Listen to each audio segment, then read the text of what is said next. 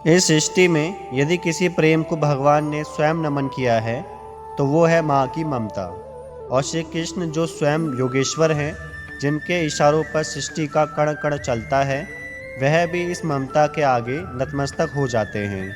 क्योंकि माँ के प्रेम में ना स्वार्थ होता है, ना शर्त, ना किसी बदले की चाह। और यही प्रेम इस सृष्टि की सबसे शक्तिशाली शक्ति है। श्री कृष्ण का जीवन माँ की ममता के अनेक रूपों से भरा पड़ा है।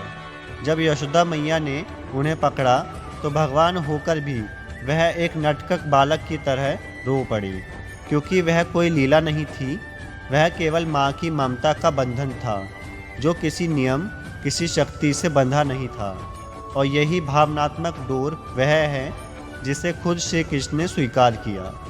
वह जो अर्जुन को गीता का ज्ञान देते हैं, वही श्री कृष्ण हैं जो यशोदा के डर से माखन चुराने के बाद भागते थे, क्योंकि माँ की आंखों में जो प्रेम और अनुशासन का मिश्रण होता है, वह स्वयं ब्रह्मांड को चला सकता है।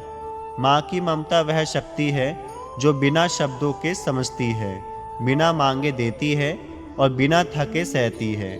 जब एक बच्चा टूटता है तो दुनिया में सबसे पहले माँ की गोद उसे संभालती है। और जब श्री कृष्ण ने बाल्यकाल में विष का पान किया, तब माँ यशोदा ने कांपते हुए उसे गले से लगाया, मानो उसके आंचल ने उस विष को अमृत में बदल दिया हो। यही ममता की परिकाष्ठा है कि माँ अपने बच्चों के लिए स्वयं मृत्यु को भी गले लगा सकती है। और कृष्ण ने इसी प्रेम को ब्रह्मा से ऊपर रखा है। श्री कृष्ण के लिए उनकी माँ केवल जन्मदात्री नहीं बल्कि जीवनदात्री थी। जब उन्होंने गोवर्धन पर्वत उठाया तो शक्ति थी ईश्वर की, लेकिन आत्मबल था माँ के उस विश्वास का जिसने उन्हें यह सिखाया था कि तू चाहे जैसा हो, मेरे लिए तू सबसे सुंदर, सबसे बलवान है। और यही माँ का संबल एक बच्चे को भगवान बना देता है। श्री कृष्ण जानते थे कि शक्ति, योग और तपस्या से ईश्वर को पाया जा सकता है, लेकिन माँ की ममता से ईश्वर को झुकाया जा सकता है। इसलिए उन्होंने यशोदा मैया के आगे सिर झुकाया, उनके झूठे डांट खाए, उन्हें हाथों से खाना खिलाया, क्योंकि माँ की रसोई में बना वह सदा भोजन भी श्री कृष्ण के लिए प्रसाद से कम नहीं था। आज जब हम जीवन की दौड़ में थक जाते हैं, गिरते हैं, टूटते हैं, तब अगर कोई साथ है जो हमें बिना पक्ष, बिना शर्त अपनाता है, तो वह एक माँ की गोद, वह एकमात्र स्थान है जहाँ सुकून है, सुरक्षा है और सबसे बड़ा आत्मबल है।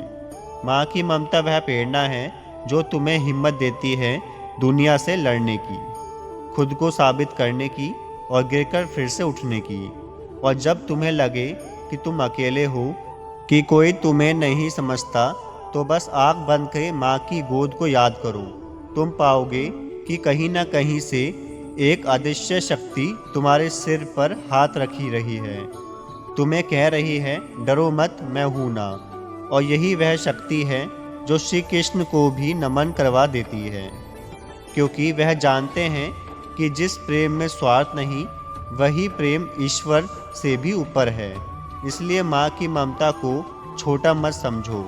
यह कोई सामान्य भावना नहीं, यह वही ऊर्जा है जो कृष्ण को भी रोने पे मजबूर करती है, जो ईश्वर को भी बालक बना देती है और जो एक साधारण स्त्री को साक्षात शक्ति का रूप बना देती है। माँ केवल जन्म नहीं देती, वह जीवन की दिशा देती है, और उसकी ममता ही वह ईंधन है जिससे हम अपने जीवन की सबसे बड़ी लड़ाइयों को भी जीत सकते हैं। जय श्री कृष्ण।